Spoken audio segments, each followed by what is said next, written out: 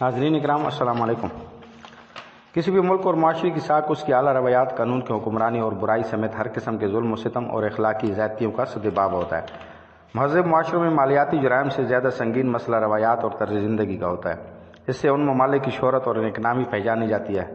قائد اعظم محمد علی جناح رحمۃ اللہ نے پاکستان تو بنا دیا اور اس کے خد و خال بھی بتا گئے، مگر ان کی رحلت کے بعد کیا ہوا؟ کئی نسلیں جوانی سے بڑھاپے میں داخل ہو گئی، کئی اور نسلیں جوانی میں قدم رکھ رہی ہیں، مگر اب تک کیا ہم قائد کا خواب پورا کر سکیں؟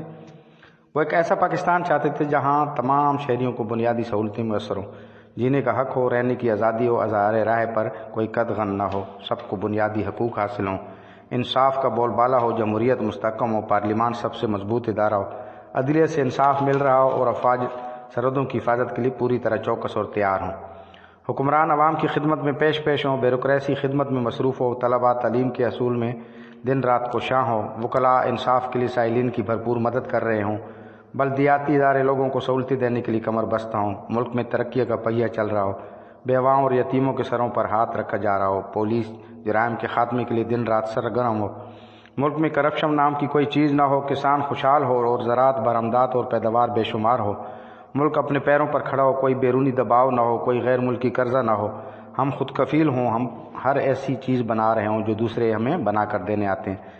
قائد رحمۃ اللہ علیہ نے تو کہا تھا کہ پاکستان کو خوشحال اور ترقی یافتہ بنانے کے لیے ہماری توجہ مکمل طور پر عوام خصوصاً غریبوں پر مرکوز ہونی چاہیے۔ کوئی کسی بھی کمیونٹی، کسی رشتے، کسی رنگ و نسل سے ہو، صرف پاکستانی بن کر چلیں تو ملک کی ترقی دنیا دیکھے گی۔ ذات پات و گروہی تقسیم کی وجہ سے برصغیر ہمیشہ محکوم رہا، ورنہ اتنی بڑی آبادی کو کوئی اس طرح محکوم نہیں رکھ سکتا تھا۔ اس سے محتاط رہنا ہوگا۔ پاکستان میں آپ اپنے اپنے گرجوں، مساجد اور دیگر عبادت گاہوں کو جانے کے لیے آزاد ہیں۔ وقت گزرنے کے ساتھ ساتھ آپ دیکھیں گے کہ ہندو ہندو نہیں رہے اور مسلمان مسلمان نہیں۔ یہ مذہبی لحاظ سے نہیں، صرف سیاسی لحاظ سے ہے۔ حکومت کا پہلا فرض قانون کی پاسداری اور امن قائم رکھنا ہے تاکہ ریاست اپنے شہریوں کی زندگی، پراپرٹی اور مذہبی عقائد کو تحفظ فراہم کر سکے۔ سب سے بڑی لعنت کرپشن اور امن قائم رکھنا ہے تاکہ ریاست اپنے شہریوں کی زندگی، پراپرٹی اور مذہبی عقائد کو تحفظ فراہم کر سکے۔ سب سے بڑی لعنت کرپشن اور رشوت ہے۔ اگرچہ یہ دوسری قوموں میں بھی موجود ہیں، مگر ہمارے ہاں حالت بدتر ہے۔ ایک بڑا مرض بلیک مارکیٹنگ ہے، خصوصاً جب خوراک اور دوسری ضروریات زندگی کی قلت ہو۔ اس کو پروان چڑھانے والے عموماً ذہین، جانے پہچانے اور ذمہ دار لوگ لگتے ہیں۔ ایسے لوگ زیادہ بڑی سزا کے مستحق ہیں کیونکہ یہ بڑے پیمانے پر افلاس کا سبب بنتے ہیں۔ کنبہ پروری ہماری ایک بہت بڑی کمزوری ہے، میں اسے کسی قیمت پر بھی برداشت نہیں کروں گا۔ قائد اعظم رحمۃ اللہ نے فرمایا تھا کہ تمام مسلمانوں پر لازم ہے کہ قرآن غور سے پڑھیں۔ مسلم لیگ مسلمانوں کے سامنے کوئی دوسرا پروگرام پیش نہیں کر سکتی۔ ہم پاکستانی حضرت محمد صلی اللہ علیہ وسلم کے تعلیمات کی روشنی میں ہی پاکستان کا نظام چلائیں گے۔ میرا ایمان ہے کہ ہماری نجات کا واحد ذریعہ وہ سنہری اصول ہیں جو پیغمبر اسلام صلی اللہ علیہ وآلہ وسلم نے ہمیں دیے ہیں۔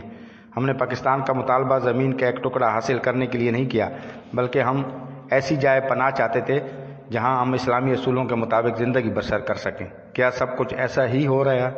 یقیناً دردمند دل رکھنے والے پاکستانی کے جواب نہیں ہوگا، کیونکہ ہم نے بیسی کا لبادہ اوڑھ رکھا ہے، لہٰذا ہم سب کو مل کر اس مملکت خداداد کو ٹھیک کرنے کے لیے اٹھنا ہوگا۔ عزم، جوش، ولولے، ثابت قدمی اور جرأت سے ملک میں موجود خرابیوں کو جڑ سے اکھاڑ پھینکنا ہوگا۔ ہر 25 دسمبر کو ہمیں قائد اعظم رحمۃ اللہ علیہ کے یوم پیدائش پر عہد کرنا ہوگا کہ ہم اس ملک کو سنواریں گے، پاکستان کی ترقی و خوشحالی کے لیے دن رات وقف کریں گے، خرابیاں اور برائیاں ختم کرنے کے لیے مل کر کام کریں گے۔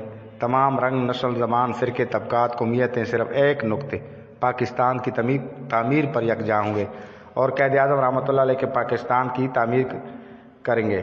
اسے دشمن کی ہر سازش اور ناپاک منصوبوں سے بچا کر رکھیں گے۔ آئین اور قانون کی پاسداری کریں اور امن قائم رکھنے میں باحثیت افراد اور سوسائٹی، متعلقہ ریاستی اداروں کے ہاتھ مضبوط کرنے کا عزم کریں۔ کرپشن اور رشوت کے خلاف عوامی نفرت تو ہر جگہ موجود ہے، اس کے خلاف کوششیں جاری رکھیں۔ اقربا پروری روکنے کے لیے میرٹ کا کلچر فروغ دیں۔ بڑھتی ہوئی صوبائیت اور فرقاواریت کو روکنے کے لیے کھل کر سامنے آنا ہوگا۔ ہر ایک کو اپنی مرضی سے خوش رہنے کا حق دیتے ہوئے علاقائی اور نسلی دوریوں کو قربتوں میں بدلنا ہوگا۔ خدا ہمارا نیکی اور بھلائی کے کاموں میں حامی و ناصر رہے۔ آمین ثم آمین۔ وما علینا الا البلاغ۔